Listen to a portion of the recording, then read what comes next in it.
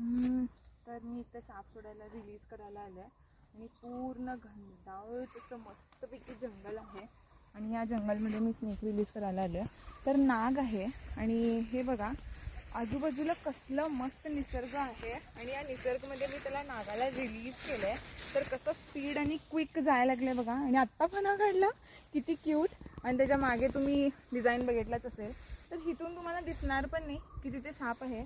आणि पूर्ण तुम्ही जंगल बघू शकता. पूर्ण आजूबाजूला माझ्या पूर्ण जाड जाड असं मस्त गच्च जंगल आहे. झाडी आहे, पूर्ण गच्च झाडी आहे.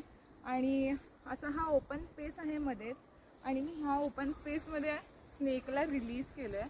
तर इकडे हत्ती, गविरेडा, परत वाघ आणि सापांमध्ये जे कधी असं म्हणजे मी रेस्क्यू नाही केलं आहे, पण किंग कोबरासुद्धा ह्या जंगलमध्ये भेटू शकतो. असा हा निसर्ग आहे.